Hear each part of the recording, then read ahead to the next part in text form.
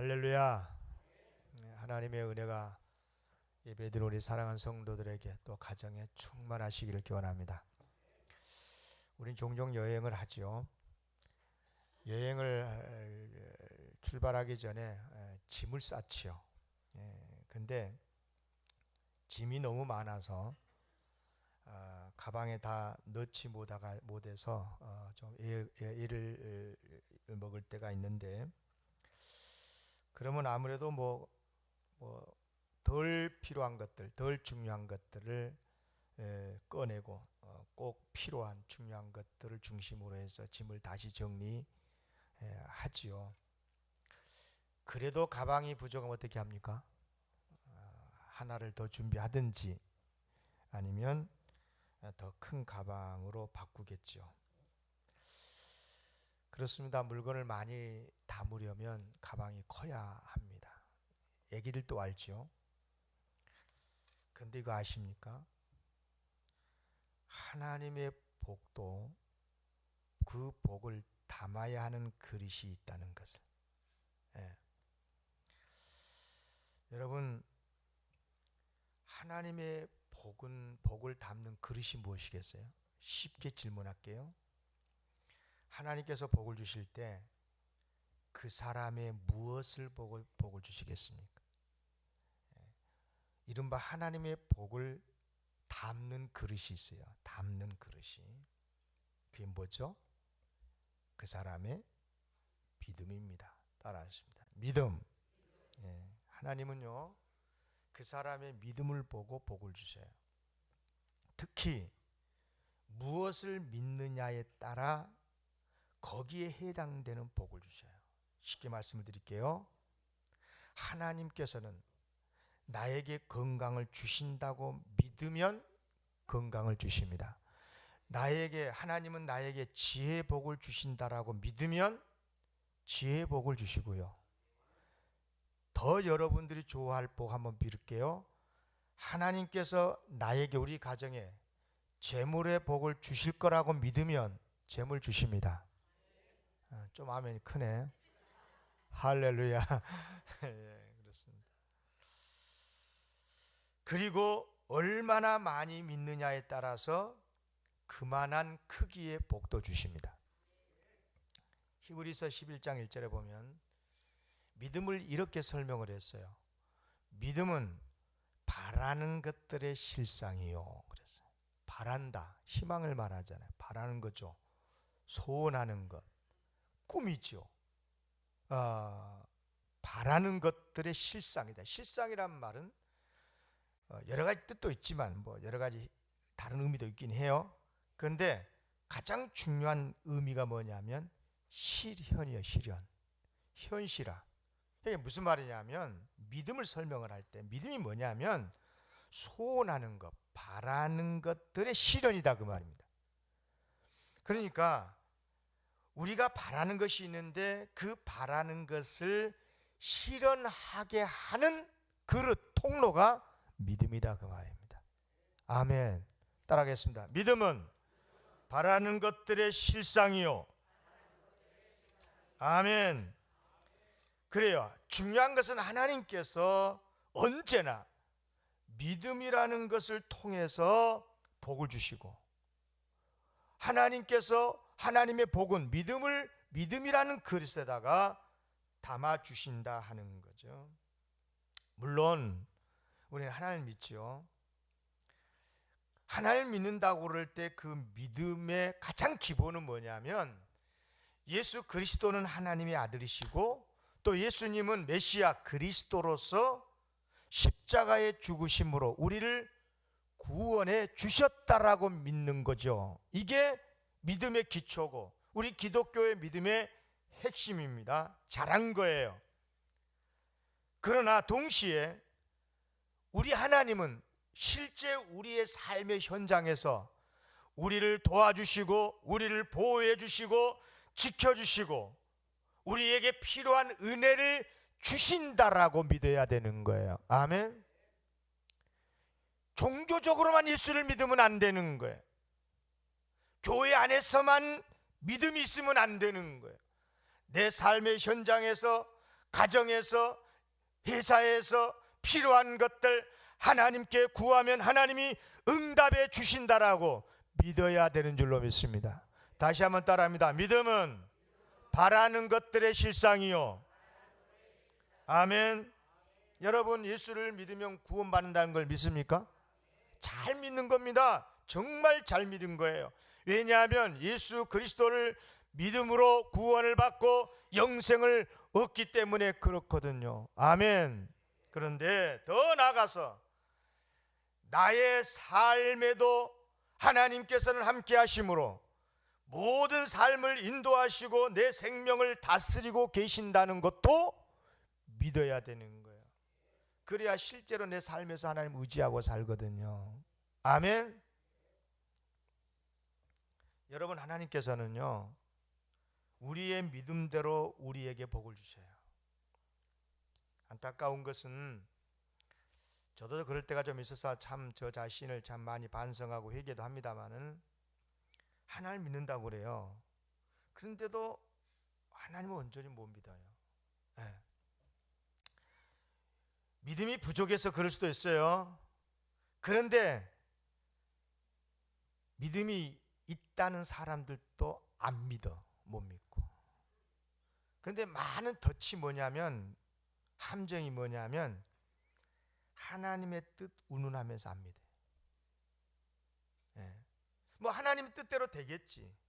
그러면서 아예 처음부터 하나님의 역사를 기대하지도 않아. 기대하지 않으니까 기도도 안 하는 거죠. 하나님께 구하지도 않는 거예요.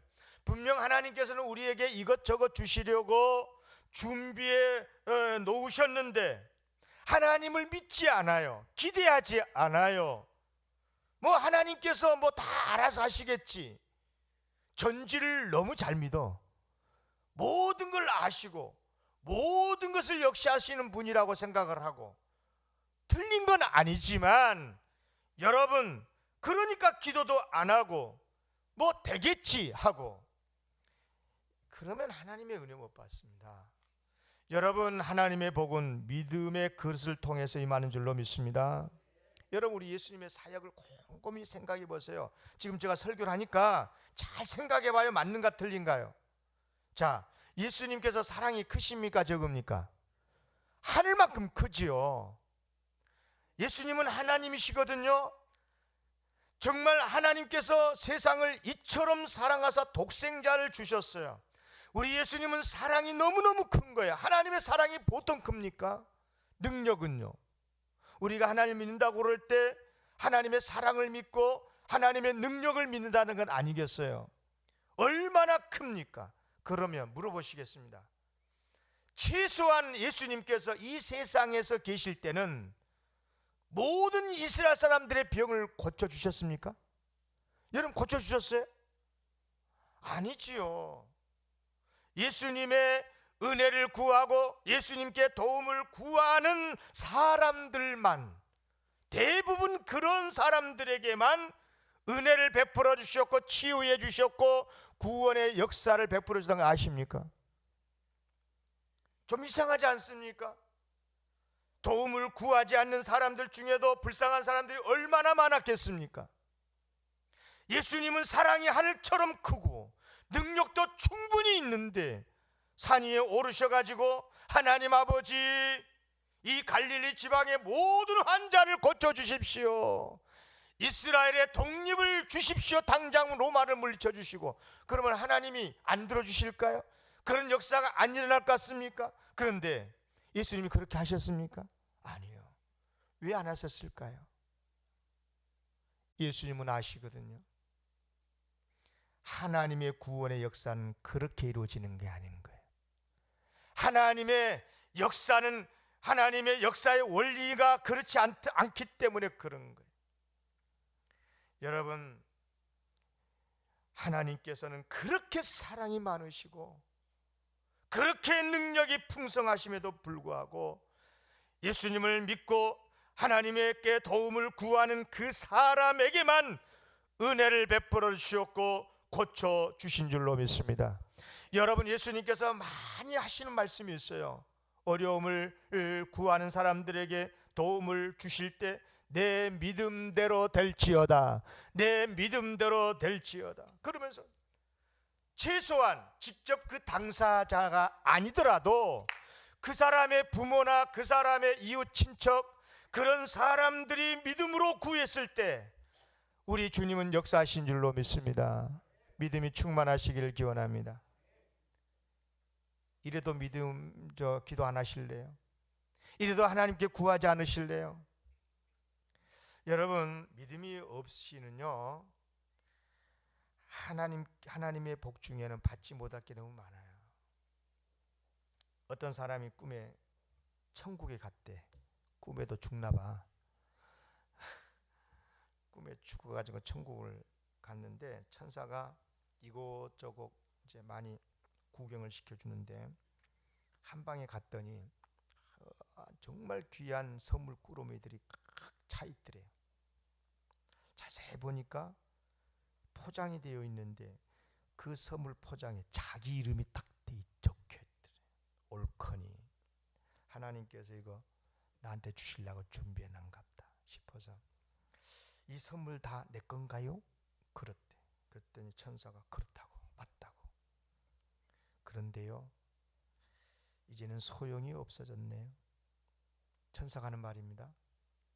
왜냐하면 이 선물들은 당신이 지상에서 살 때 하나님께서 주시려고 다 준비해 다는데 당신이 받을 거라고 믿지도 않고 기도도 안 하니까, 그래서 이렇게 그냥 창고에 보관만 되어 있다고.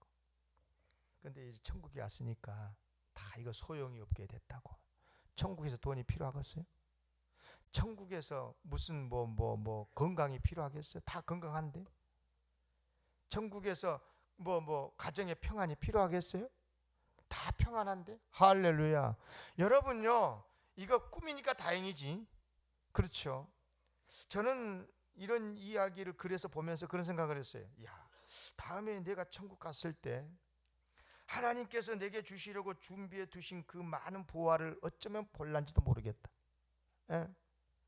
내가 믿지 않고, 그래서 기도하지 않고, 그래서 얻지 못한 것들이 어쩌면 산더미처럼 쌓여있을란가 모르겠다. 오, 주여, 기도하랍니다. 주십시오. 내가 이 세상 얼마 더 살란지 모르지만 하나님 기도해서 구하겠습니다. 하나님 믿습니다. 주실 줄 믿습니다. 아멘. 한 사람 하네. 믿습니까? 여러분, 하나님께서는 우리에게 구할 때 주신다, 그 말인 거예요. 제가 신구약 성경을 보니까요, 많은 부분에서 예수님이 직접 말씀도 하셨고 많은 선지자들, 많은 주의 사도들을 통해서 끊임없이 강조했던 것이 있어요. 가르친 게 있었어요. 구하라, 주신다. 염려하지 말고 하나님을 의지하고 구하고 기도하라. 구하라, 찾으라, 두드리라. 다 기도하란 말 아닙니까? 여러분, 하나님을 믿는다면 하나님께 구하시기를 바랍니다. 하나님의 복은 믿음을 통해서 받는 줄로 믿습니다. 우리 하나님께서 가만히 생각해 보니까 하나님께서 가장 좋아하시는 게 뭐냐니까, 제가 생각해 봤어요. 오게님이 가장 좋아한 게 뭐지? 생각해 봤거든요. 그러니까 딱 감이 오더라고. 영적 감이와 있던 계시란 말 쓰면 안 돼. 감이 오더라. 아, 그렇구나. 사람들이 나를 신뢰해주고 나를 믿어주는 걸 참 내가 좋아하고 있구나. 하나님이 가장 좋아하시는 것이 뭐냐 생각하니까 하나님을 믿는 거예요. 특히 하나님은 모든 것을 하실 수 있고 정말 실질적으로 의로우신 분이고 정말 모든 사랑이 풍성하신 분 아니겠어요? 그래서 하나님을 의지하면서 하나님의 뜻대로 살기를 바라시는 하나님. 그래서 우리를 사랑해 주시고 우리를 보호해 주시고 우리를 도와주시는 분임을 믿고 주님 말씀대로 따라서 살아갈 때 하나님 얼마나 좋아하시겠습니까? 그러면 하나님께서 반드시 우리의 믿음을 보시고 기뻐하시고 그 믿음에 따라서 복을 주실 줄로 믿습니다. 쉽게 말씀을 드립니다. 좋은 직장을 하나님이 분명히 주실 거라고 믿고 기도하면 직장에 복 주실 줄로 믿습니다. 하나님께서는 나에게 건강의 복을 주실 거라고 믿고 기도하면 건강에 복 주실 줄로 믿습니다. 하나님을 실제로 믿으세요. 이상적으로 믿지 말고, 생각 속에서만 하나님을 믿지 말고, 내 삶의 현장에서 실제로 내 삶을 인도하고 계신다는 것을 믿으시기를 기원합니다. 그리고요, 믿는 만큼 복 주시더라고요. 하나님께서 감기는 고쳐주시겠지만 난치병은 안 될 거야, 못 고쳐주실 거야, 아니 안 고쳐주실 거야, 하나님의 뜻대로 하옵소서. 그러면 하나님 뜻대로 그냥 해요. 그냥 저 사람이 안 믿는구나, 나를 안 믿네, 바라지도 않고 기도하지도 않는데 도움을 받겠습니까? 물론 워낙 우리 하나님이 좋으신 분이라서 정말 우리가 구한다고 받는 그게 아니라 정말 구할 수도 없고 아무리 구한다고 얻을 수도 없는 하나님의 특별한 은혜가 있는 거예요. 그런데 그것만 생각을 하고 실제 내 삶의 현장에서 하나님께 우리가 구하면 주신다는 것을 믿지 않는다면 되겠습니까? 여러분, 우리 하나님께서는 특별한 경우에 특별한 은혜도 주시지만 일반적으로 하나님의 구원의 역사, 하나님의 응답의 역사는 대체로 다 그 믿음대로, 그 믿음에 따라 역사하시고 주시는 줄로 믿습니다. 꼭 기억하셔야 되는 거예요. 여러분, 성경에서 다윗만큼 큰 복을 받은 사람도 그리 많지 않을 건데요, 시골 한 평범한 집안의 막내로 태어나서 양이나 치던 사람이 나중에 이스라엘의 왕이 됐잖아요. 얼마나 성공하고 복 많이 받은 사람이에요. 신앙적으로도 마찬가지지요. 그 후손에서 메시아가 태어나리라고 하나님이 약속을 하셨는데 실제로 예수 그리스도가 다윗의 후손 중에서 태어나시지 않습니까? 그런데 다윗이 이렇게 큰 복을 받아 누릴 수 있었던 이유가 뭐였을까요?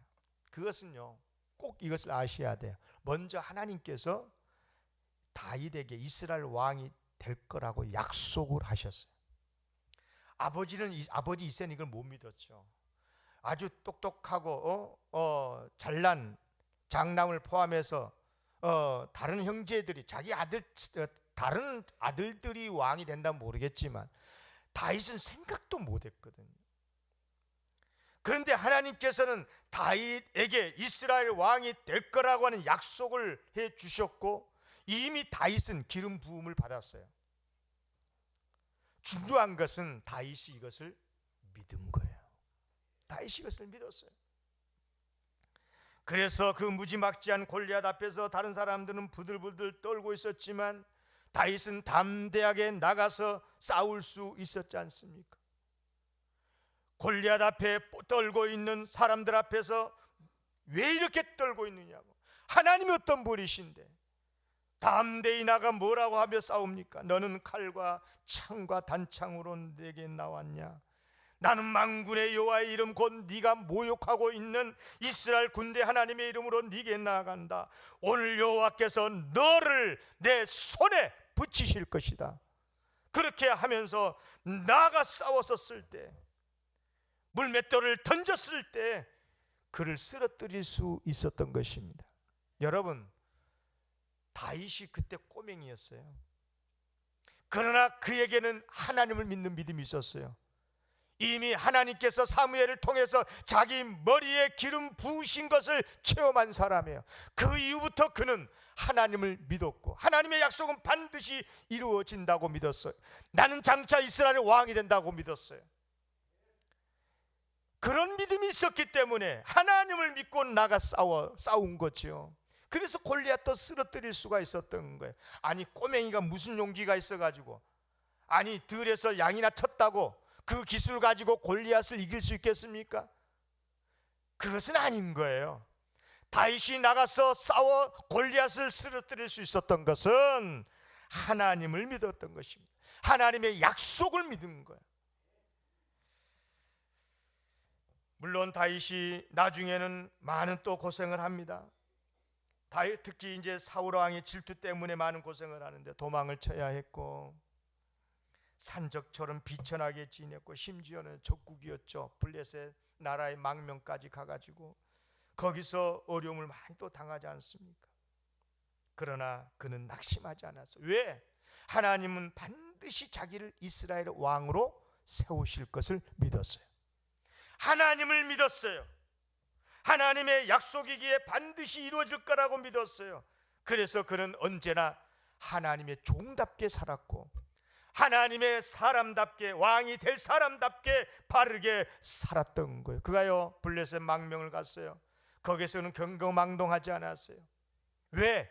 나중에 자기는 반드시 이스라엘의 왕이 될 것을 믿었기 때문에 이스라엘을 위해서만 행동을 했어요. 어떤 어려움이 왔어도 견디었어요. 그는 사울 왕을 죽일 수 있는 기회가 왔어도 경거망동하지 않았어요. 왜? 하나님께서 반드시 자기를 왕으로 세우실 것을 믿었기 때문인 거예요. 매우 중요한 겁니다. 여러분, 믿음이 이렇게 중요한 거예요. 하나님을 믿잖아요. 그러면 함부로 행동하지 않습니다. 경거망동하지 않는 것입니다. 그래요. 여기서 중요한 것은 다윗이 하나님을 믿었다라고 할 때 그 믿음의 내용이 뭐냐? 믿음의 근거가 뭐냐? 자기 신념을 믿거나 자기의 비전을, 자기의 꿈을 믿었다는 말이 아니라 하나님께서 약속하신 것을 믿었다는 거예요. 하나님을 믿었다는 것이에요. 그리고 하나님을 믿는 자답게 살았던 것입니다. 사랑하는 성도 여러분, 우리가 믿는다고 그럴 때 하나님을 믿는 것입니다. 아멘. 하나님의 약속을 믿는 것입니다. 하나님의 약속은 이루어진다라고 믿는 것입니다. 내 욕심을 믿는 게 아닌 거예요. 내 욕심대로 나의 인생의 목표를 믿는 게 아닌 거예요. 하나님을 믿는 것이고, 그리고 또 하나 하나님의 권세를 믿는 거예요. 여러분요, 영접하는 자, 곧 그 이름을, 예수님의 이름을 믿는 자들에게는 하나님의 자녀가 되는 권세를 주셨다라고 하지 않았습니까? 그래요. 하나님의 자녀이기 때문에 하나님 아버지께서 반드시 나를 돌보실 거다, 나에게 은혜 주실 것이다, 나를 인도해 주실 거라고 믿는 거지요. 이런 믿음이 충만하시기를 기원합니다. 그래요.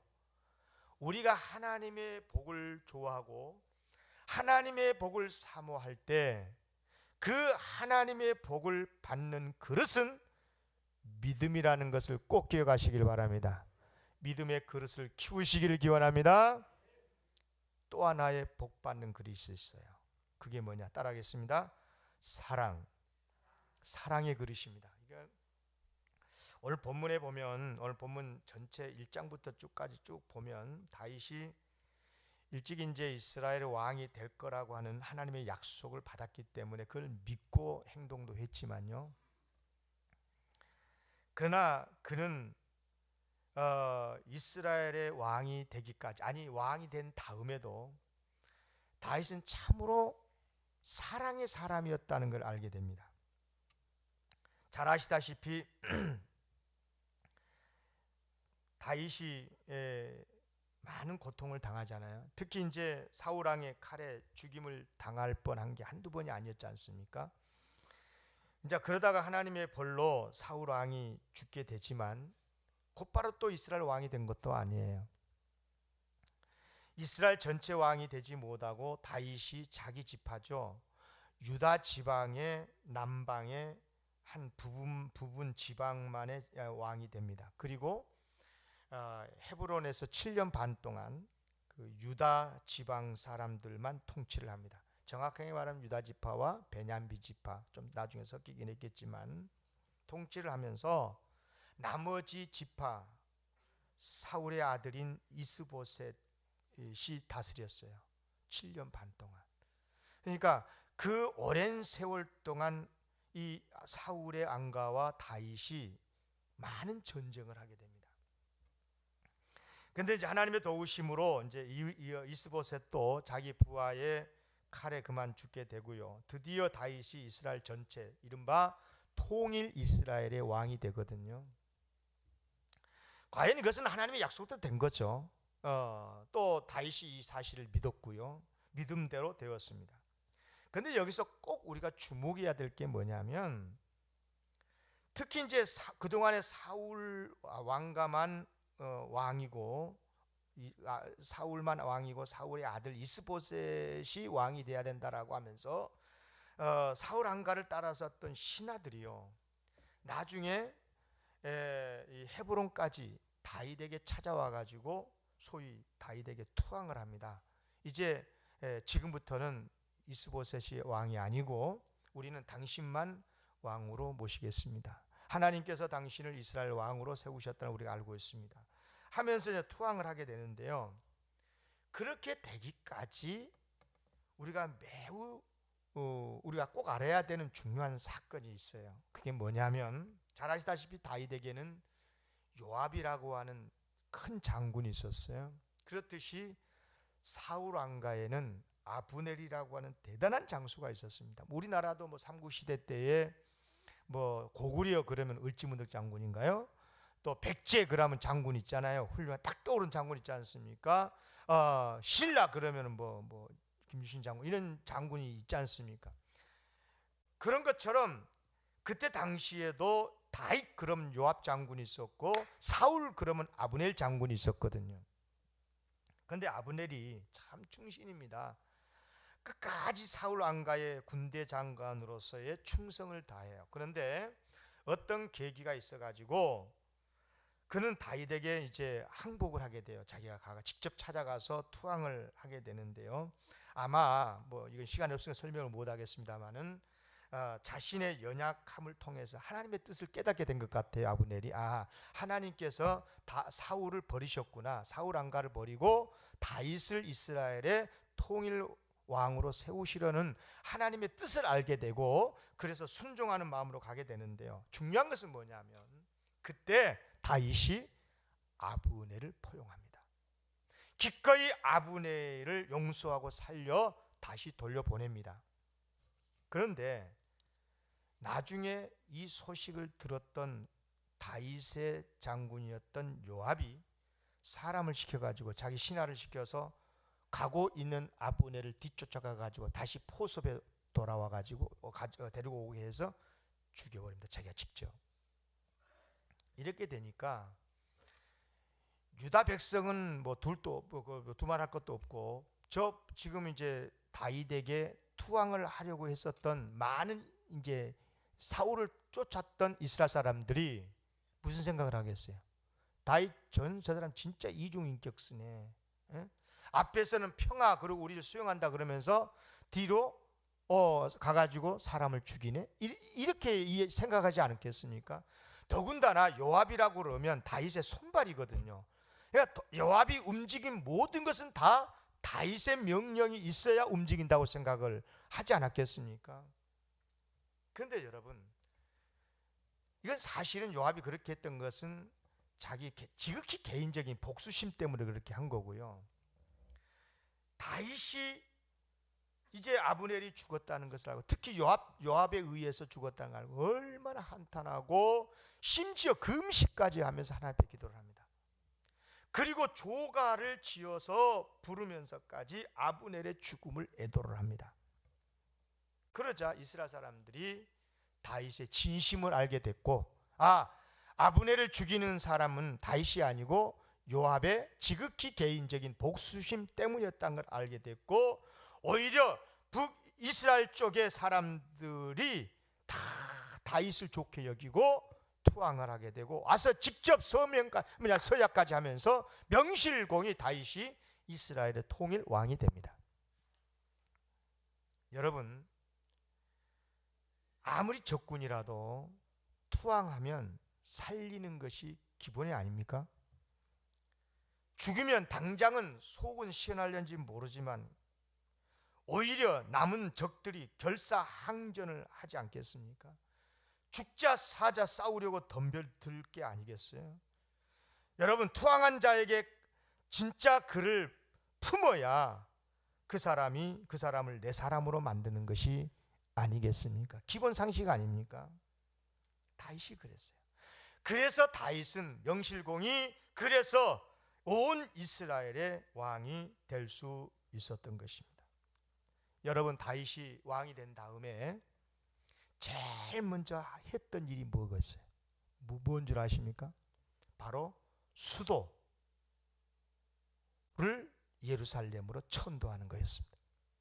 그때까지만 해도 예루살렘은 이스라엘 수도가 아닙니다. 그냥 조그만한 도성에 불과했습니다. 여러분, 오랜 전쟁으로, 그러니까 당시 예루살렘은 다윗이 7년 반 동안이나 왕노를 했었던 남쪽에 속한 도시도 아니고, 반대로 사울을 따르던 북쪽의 이스라엘에 속한 성도 아니고, 여부수 사람들이 살았던 그런 이름 없는 도시였습니다. 여러분, 여기서 매우 중요한 걸 우리가 보게 되는데, 오랜 전쟁으로 다윗 나라와 사울 나라 간에 얼마나 많은 싸움이 있었습니까? 그 사이에 갈등도 많고 또 피를 흘렸습니까? 그래서 다윗이 통일 이스라엘의 수도를 정할 때 어느 한쪽에 속하지 않는 예루살렘을 수도로 정하죠. 이것은 뭘 말한 것입니까?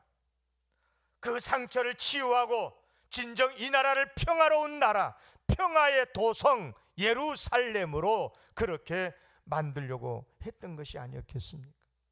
그래서 나중에 예루살렘이 다윗의 성이라고 그렇게 이름이 붙여지기도 합니다.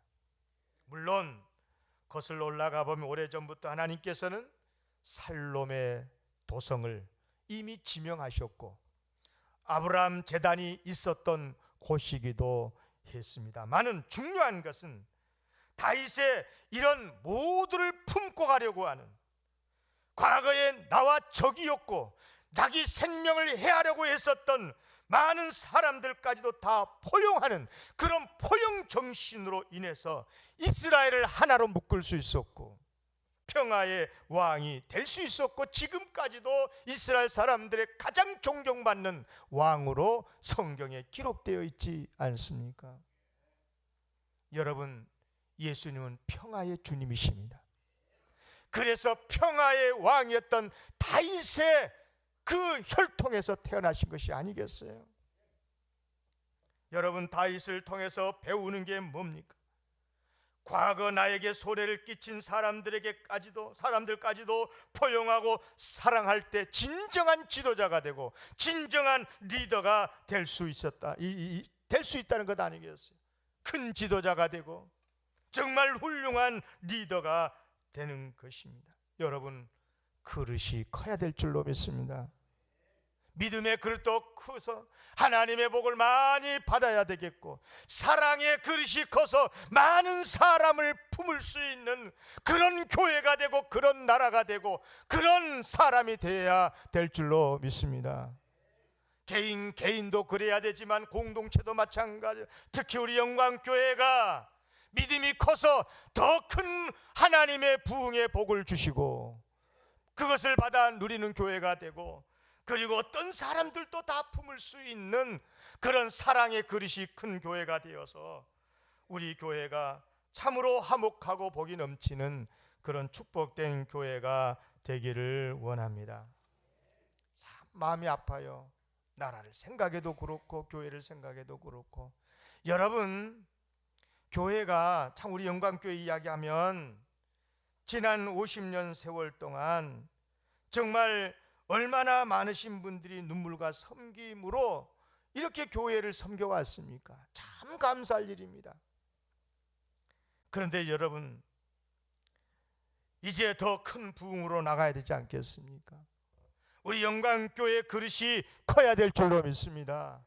정말 하나님의 복을 받을 수 있는 믿음의 그릇이 크고, 그리고 우리 교회가 문을 열고 많은 다양한 사람들을 품을 수 있는 정말 그런 체질이 변화되고, 그래서 어떤 사람도 와서 예배드리고 하나님을 만나고 서로 천국을 이루는 평화가 넘치는 그런 든든한 교회로 성장해야 될 줄로 믿습니다. 그런 교회가 되기를 원합니다. 한번 따라하겠습니다. 큰 그릇, 큰 축복, 나의 이야기가 되기를 바랍니다. 우리 영광교회 이야기가 되기를 원합니다.